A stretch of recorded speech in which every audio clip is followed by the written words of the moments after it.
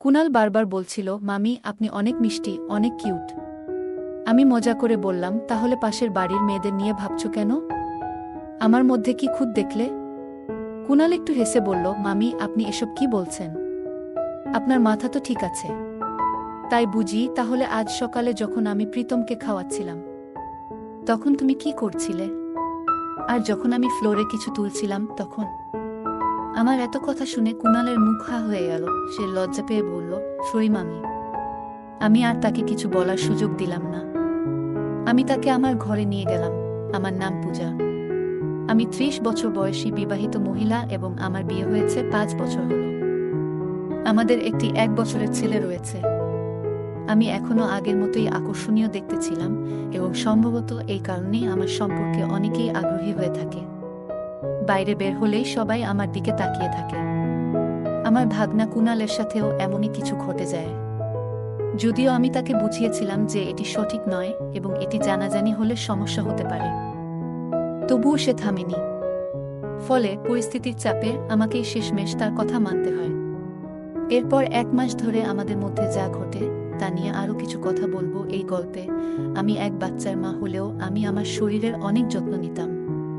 তাই এখন সবাই বলে আমি নাকি আগের থেকেও অনেক সুন্দর আর আকর্ষণীয় হয়েছি। আমি শহরে থাকার কারণে আমি সবসময় ছোট পোশাক আর জিন্স পরতে ভালোবাসতাম। তারপরেও আমার স্বামী আমাকে তেমন সময় দিতেন না। তাই আমি নিজেকে ভীষণ একাকী মনে করতাম। বন্ধুরা, আজকের গল্পটা অনেক বেশি স্পেশাল। আশা করছি তোমাদের ভালো লাগবে। গল্পগুলো ভালো লাগলে ভিডিওটি লাইক, শেয়ার এবং চ্যানেলটি সাবস্ক্রাইব করো প্লিজ। আমাদের শহরে একটি কাপড়ের দোকান রয়েছে, তাই আমি এবং আমার স্বামী রমেশ ২ বছর আগে গ্রাম ছেড়ে শহরে এসে বসবাস শুরু করেছি। এদিকে এইবার আমার ভাগনা কুনাল আমাদের বাড়িতে ছুটি কাটাতে এসেছে। সে ১০ম শ্রেণীতে পড়ে। স্কুল থেকে ১ মাসের ছুটি পেয়ে এবার সে আমাদের কাছে এসে মজা করে কিছু সময় কাটানোর সিদ্ধান্ত নেয়। কুনাল যখন আমাদের বাড়িতে আসার জন্য বাসস্টপে পৌঁছায় তখন আমি নিজেই তাকে আনতে যাই, কারণ আমার স্বামী রমেশ সব সময়ের মতো দোকানে ব্যস্ত ছিল। বাসস্টপে যাওয়ার সময় আমি জিন্স আর টি শার্ট পরেছিলাম, যা কুনালের নজর কেড়ে নেয়। তখন আমাকে দেখতে অনেক সুন্দর লাগছিল। আমি মাঝে মাঝে একটু অন্যরকম পোশাক পরে নিই, যেমন জিন্স আর টি শার্ট, আর আমার স্বামী রমেশ এতে কিছু বলেন না। আমি কি পরলাম না পরলাম আমার স্বামীর কোনো যায় আসতো না। সেদিন কুনাল বাসস্টপে আমার জন্য অপেক্ষা করছিল। এখন আমি আপনাদের কুনাল সম্পর্কে কিছু বলি। সে আমার ভাগনা। সে গ্রামে থাকে। দূর থেকে আমি কুনালকে ডেকে উঠলাম, কিন্তু আমাকে জিন্স পোশাকে দেখে সে প্রথমে চিনতে পারেনি এবং এদিক সেদিক তাকাতে লাগল। আমি যখন তাকে হাত দিয়ে ইশারা করলাম তখন সে আমার কাছে এসে পৌঁছায় এবং প্রথমেই আমার পায়ে ছোঁয়। আমি তাকে আশীর্বাদ দিয়ে বললাম, আরও কত করবে কুনাল? আমি তো এতটাও বুড়ি নেই। কুনাল হাসতে হাসতে বলে, না মামি, আপনি তো এখনও ১৮ বছরের মতোই দেখাচ্ছেন। আমি তো আপনাকে চিনতেই পারিনি। যদি আপনি সিঁদুর না পরতেন কেউ বলতেই পারত না যে আপনি একজন বাচ্চার মা। তার কথা শুনে আমি হেসে বললাম, যাও, এবার অনেক হয়েছে, আর মিথ্যা বলো না। তোমার মামা তো সবসময় বলে যে আমার মধ্যে আগের সেই উজ্জ্বলতা আর নেই। তখন কুনাল বলে উঠল, সত্যিই বলছি মামি, আপনি অনেক কিউট দেখাচ্ছেন। মনে হচ্ছে আগের থেকে অনেক সুন্দর লাগছেন। কুনালের মুখ থেকে নিজের প্রশংসা শুনে আমি একটু খুশিই হচ্ছিলাম, কারণ রমেশ আমার স্বামী তো কখনো আমার প্রশংসা করে না। কাজ সেরে বাড়ি ফেরার সময় সারাটা পথ কুনাল আমার সাথে কথায় মশগুল ছিল। কুনালের আমার হাত ধরে রেখেছিল এবং আমি বললাম, তুমি তো আর ছোট নও যে হারিয়ে যাবে। তখন কুনাল মজা করে বলল, কি হয়েছে মামি? হাত ধরলে কি আপনার হাত মলা হয়ে যাবে নাকি? কুনালের উচ্চতা আমার থেকে সামান্য কম ছিল, আর আমি সেদিন শাড়ি পরিনি, তাই একটু অস্বস্তি হচ্ছিল। বাড়িতে পৌঁছানোর পর কুনাল গোসল সেরে নিল। আমি তার জন্য চা এবং কিছু নাশতা তৈরি করে দিলাম। তারপর আমরা একসঙ্গে বসে চা খেলাম। এই সময় আমি কুনালের কাছে তার মা ও পরিবারের সবার খোঁজ খবর নিলাম এবং রমেশকেও ফোন করে জানিয়ে দিলাম যে কুনাল এসে গেছে। আমার ছেলে প্রীতম, যাকে আমরা আদর করে খুব প্রীতম বলে ডাকি, তখনও ঘুমাচ্ছিল। গল্প করতে করতে আমি মজা করে কুনালকে জিজ্ঞেস করলাম, এই যে, কোনো গার্লফ্রেন্ড বানিয়েছ নাকি এখনো সিঙ্গেল ঘুরছ? আমার মুখে এমন প্রশ্ন শুনে কুনাল একটু লজ্জা পেল। আমি হাসতে হাসতে বললাম, আর বলেও ফেলো। এত লজ্জা পাচ্ছ কেন? আমি তো আর তোমার মাকে কিছু বলবো না। তখন কুনাল একটু হেসে বলল, আসলে মামি, একটা মেয়ে আছে, কিন্তু আমি এখনো কিছু বলিনি। আমি আবার মজা করে বললাম, ওহ, তাহলে এখনো কিছু বলেনি? কুনাল মজা করে বলল, মামি, কথা তো দূরের কথা। কুনালের কথা শুনে আমি এত হাসছিলাম যে পেটে ব্যথা হয়ে গেল। গল্প করতে করতে কখন বিকেল 5টা বেজে গেছে বুঝতেই পারিনি।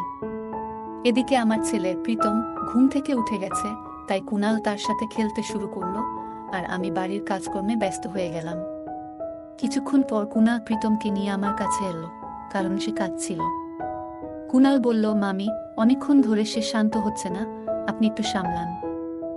আমি বুঝলাম হয়তো ও ক্ষুধার্ত, কারণ দুপুরেও তাকে খাওয়ানো হয়নি, তাই আমি রান্নাঘরে গিয়ে প্রীতমকে খাওয়াতে শুরু করলাম। এ সময় দেখলাম কুনাল আমার দিকে তাকিয়ে আছে, আর আমি চোখ ফেরাতেই সে সরে গেল। আমি বুঝতে পারছিলাম তার মনের মধ্যে কিছু চলছে। আমি মৃদু হেসে বললাম, কি হয়েছে কুনাল? এতে লজ্জা পাওয়ার কি আছে? এরপর আমি তাকে বললাম, প্রীতমকে বিছানায় শুইয়ে দাও, এখন অনেকক্ষণ ঘুমাবে। তারপর আমি সবার জন্য রাতের খাবার তৈরি করতে ব্যস্ত হয়ে পড়লাম। এতক্ষণে রমেশও দোকান থেকে বাড়ি ফিরে এলো। রাতে রমেশ কাজ সেরে গোসল করে খাওয়ার জন্য বারান্দায় চলে এলেন। খাওয়া দাওয়ার পর রমেশ ও কুনাল কিছুক্ষণ গল্প করল, আর আমি রান্নাঘরের কাজ গুছিয়ে নিলাম। এরপর রমেশ ক্লান্ত হয়ে তার ঘরে গিয়ে শুয়ে পড়লেন। আমি কুনালের জন্য পাশের ঘরে বিছানা ঠিক করে দিলাম, কারণ বাইরে ঠান্ডা পড়তে শুরু করেছে। তারপর আমি নিজের ঘরে চলে গেলাম। ততক্ষণে রমেশ আমাদের ছেলে প্রীতমকে দোলনায় শুইয়ে দিয়েছে এবং আমার অপেক্ষায় ছিল। কিন্তু যখন আমি চুল বেঁধে বিছানায় পৌঁছালাম, দেখলাম রমেশ অপেক্ষা করতে করতে ঘুমিয়ে পড়েছে। এটা দেখে আমার সব অনুভূতি ম্লান হয়ে গেল, কারণ গত কিছুদিন ধরে রমেশ বেশ চিন্তিত ছিল। সম্ভবত দোকানের কাজ ভালোমতো চলছিল না। তাই তাকে জাগালাম না, কারণ তার মানসিক চাপ বাড়াতে চাইনি। একটু মন খারাপ নিয়ে আমিও শুয়ে পড়লাম। কিন্তু তখন হঠাৎ মনে পড়ল যে আজ কুনাল এসেছে। সময় কাটানোর জন্য তার ঘরের দিকে চলে গেলাম। গিয়ে দেখলাম কুনাল বিছানায় শুয়ে সিনেমা দেখছে। আমাকে দেখে সে উঠে বসে বলল, মামি, কি হয়েছে? আপনি এখনো ঘুমাননি? আমি হেসে বললাম, না রে, কিছু না। ঘুম আসছে না, তাই ভাবলাম তোমার সাথে একটু কথা বলি। আমি বললাম, তোমার কাছে চলে এলাম। আচ্ছা, কি দেখছো? কুনাল মুচকি হেসে বলল, কিছু না মামি, ঘুম আসছে না, তাই সিনেমা চালিয়ে রেখেছি। আমি মজা করে বললাম, ওহ, কেমন সিনেমা? কোনো বিশেষ সিনেমা তো দেখছো না? কুনাল লজ্জা পেয়ে বলল, আরে না মামি, আপনি এসব কি বলছেন? তখন আমি হাসতে হাসতে বললাম, কেন?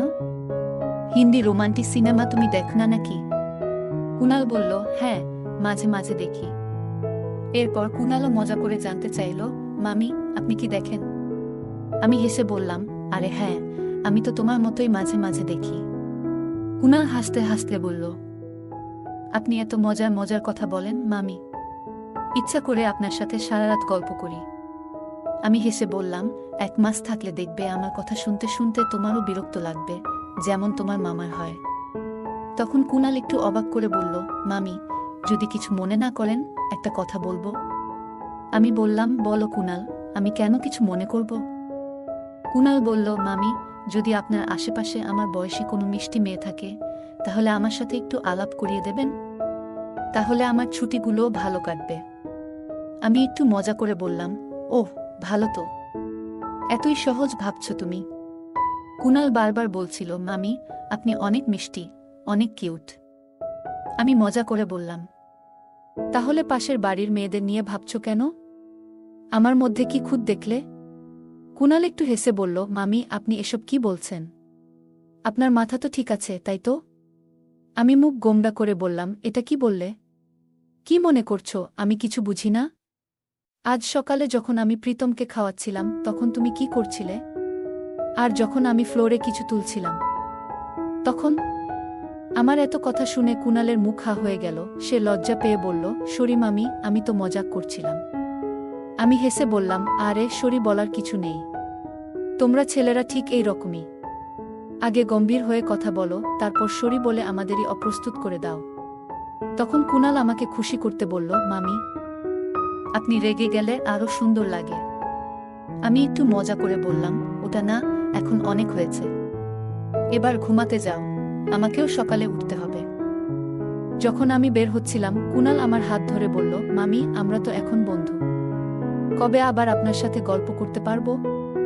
আমি হেসে বললাম, এত সহজে নয়, সময় হলে দেখা যাবে। তারপর হাসতে হাসতে নিজের ঘরে চলে এলাম। সকালে আমি একটু দেরি করে উঠলাম। ততক্ষণে রমেশ আমার স্বামী বাইরে থেকে হাঁটাহাঁটি করে ফিরেছে এবং কুনালকেও নিয়ে এসেছে। কুনালের চোখে তখনও ঘুমের ভাব ছিল। আমি রমেশকে বললাম, কুনালের এত সকাল সকাল ঘুম ভাঙালে কেন? দেখছ, ওর চোখ এখনো লাল। রমেশ মুচকি হেসে বলল, আরে ছেলেরা সব ঠিক আছে, একটু মজাই তো করছিলাম। রমেশ বললেন, কিছু হবে না পূজা, ধীরে ধীরে অভ্যাস হয়ে যাবে, বলে চা খেতে বসলেন। ততক্ষণে প্রীতমও ঘুম থেকে উঠে গেছে, তাই আমি তাকে খাওয়াতে শুরু করলাম।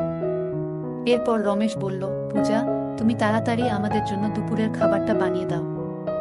আজ কুনালকে দোকানে নিয়ে যাব, সেও একটু দোকান দেখে আসুক। রমেশের মুখে কুনালকে সাথে নিয়ে যাওয়ার কথা শুনে আমার সব আনন্দ মাটি হয়ে গেল। আমি বললাম, এত তাড়াহুড়ো কেন? কালই তো এসেছে, ওকে একটু বিশ্রাম নিতে দাও। রমেশ বলল, এভাবে ঘরে বসে থাকলে ও বোর হয়ে যাবে, দোকানে গেলে মনও ভালো থাকবে। আমি একটু রেগে বললাম, তাহলে আমার কি হবে? আমি তো প্রতিদিনই ঘরে বোর হই। ভেবেছিলাম কুনাল এসেছে, একটু ভালো সময় কাটবে, আর এখন তুমি ওকে নিয়ে যাচ্ছ। তুমি চলে যাওয়ার পর বাড়িতে কথা বলার মতো কেউ থাকে না। আমার কথাগুলো শোনার পর রমেশ মুচকি হেসে আমার গাল টেনে বলল, আচ্ছা ঠিক আছে, নেব না তাহলে, এখন আর রাগ করো না। তবে সত্যি বলছি, তোমাকে রেগে গেলে আরো সুন্দর দেখায়। আমি মুখ ভার করে বললাম, এত বাড়িয়ে বাড়িয়ে প্রশংসা করতে হবে না। যদি সত্যিই নিয়ে যেতে মনস্থির করেছ, তাহলে নিয়ে যাও, আর বলবে না যে আমি কিছু শুনি না। তারপর আমি দুজনের জন্য খাবার প্যাক করে দিলাম, আর তারা দোকানের দিকে রওনা হলো। সন্ধ্যায় রমেশ ফিরে এসে সোজা স্নান করতে গেলেন, আর কুনাল এসে ঢুকল রান্নাঘরে, যেখানে আমি রুটি বানাচ্ছিলাম। এসেই সে আমার কাঁধে মাথা রেখে বলল, মামি আজ তো আপনাকে ছাড়াই সারা দিন মন বসেনি। আমি হাসি চেপে বললাম, হ্যাঁ জানি, তবে আগে বলো তো আমার জন্য কিছু আনছো কি? কুনাল হেসে বলল, হ্যাঁ মামি, নিয়ে এসেছি। আমি তাকে বললাম, তাহলে তাড়াতাড়ি স্নান সেরে নাও, এরপর আমরা সবাই মিলে খেয়ে নেব। তখন পর্যন্ত রমেশ খাওয়া শেষ করে প্রীতমের সাথে খেলায় ব্যস্ত ছিল। আমি কুনালের জন্য খাবার দিয়ে নিজে বাটিগুলো পরিষ্কার করতে শুরু করলাম। খাওয়া শেষে কুনালও তার প্লেট নিয়ে রান্নাঘরে এসে বলল, মামি আপনি তো অনেক কাজ করেন, নিশ্চয়ই ক্লান্ত হয়ে যান, চলুন আমি কিছুটা সাহায্য করি। আমি হেসে বললাম, ও এখন মামিকে ইমপ্রেস করছো নাকি? কুনাল একটু হেসে বলল, না মামি, তা নয়, তবে আজকাল আপনাকে একটু বেশি ভালো লাগছে। আমি মজার ছলে বললাম, কি ব্যাপার কুনাল, এত ভালো লাগছে কেন? কুনাল লজ্জা পেয়ে হেসে বলল, মামি আপনার সব কথারই উল্টো মানে বের করেন। এরপর আমি নিজের ঘরে গেলাম। রমেশ যেন আমারই অপেক্ষায় ছিলেন, আর প্রীতমকে তিনি প্রতিদিনের মতোই ঘুম পাড়িয়ে দিয়েছিলেন। ঘরে ঢুকতেই আমি রমেশকে জিজ্ঞেস করলাম, এখনো ঘুমাওনি? কি হয়েছে?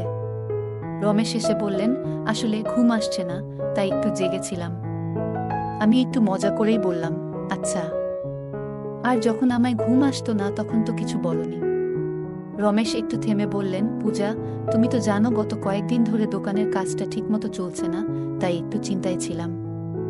আমি মুচকি হেসে বললাম, ওহ আচ্ছা, এত ভাবনার কিছু নেই, ঠিক হয়ে যাবে, তুমি একটু অপেক্ষা করো, আমি হাত মুখ ধুয়ে আসছি। অনেকদিন পর রমেশ জানালেন যে তিনি কিছুটা বেশি সময় আমার সাথে কাটাতে চান, আর এটাই শুনে আমার মন আনন্দে ভরে উঠল। এরপর বেশ কিছুক্ষণ ধরে আমরা একসাথে সময় কাটালাম, নানা গল্প আর হাসি ঠাট্টায় মেতে উঠলাম, যতক্ষণ না আমার হাসি থামানো মুশকিল হয়ে গেল। তার এতটা সময় নিয়ে আমার পাশে থাকার আগ্রহ দেখে মনটা সত্যিই প্রশান্তিতে ভরে উঠল। এরপর গল্প করতে করতে কখন যে ঘুমিয়ে পড়েছি বুঝতেই পারিনি। সকালে যখন কুনালের জন্য চা নিয়ে গেলাম, দেখলাম সে চা খেতে চাচ্ছিল না। বুঝতে পারলাম রাতে আমি তার সাথে কথা বলতে পারিনি বলে তার মন খারাপ। আমি স্নেহভরে জিজ্ঞাসা করলাম, কি হয়েছে কুনাল, তুমি কি আমার উপর অভিমান করেছ? কুনাল মৃদু কণ্ঠে বলল, রাতে তুমি আমার কাছে আসনি কেন? কুনাল বলল, মামি জানো আমি একটানা রাত 1টা পর্যন্ত তোমার অপেক্ষা করছিলাম। তার কথায় আমি চুপ হয়ে রইলাম, কিন্তু তার প্রতীক্ষা দেখে বুঝতে পারলাম আমরা যা করতে যাচ্ছিলাম তা ঠিক নয়। অনেকদিন পর যেন আমার ভাবনায় কিছুটা স্পষ্টতা এলো, তাই আমি কুণালকে শান্তভাবে বোঝানোর চেষ্টা করলাম এবং তার কাছে ক্ষমাও চাইলাম। তখন কুণাল বলল, মামি, এভাবে কথা বলছো কেন? আমি জানি তোমার হয়তো আজ একটু বিশ্রামের দরকার, তবে কাল কিংবা পরশু কিছু সময় বের করো, তোমার সাথে গল্প করতে আমার খুব ভালো লাগে। কুণালের এমন আবেগ দেখে আমি একটু চিন্তিত হয়ে পড়লাম, বুঝলাম যে ও সহজে বুঝতে চাইছে না।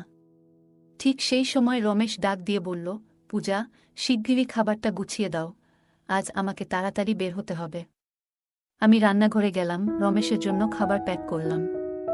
রমেশ বের হওয়ার সময় আমি বললাম, আজও কুণালকে তোমার সাথে নিয়ে যাও, যাতে ও একটু বাইরে ঘুরে আসে। জানতাম বাড়িতে থাকলে ও আমাকে একা থাকতে দেবে না।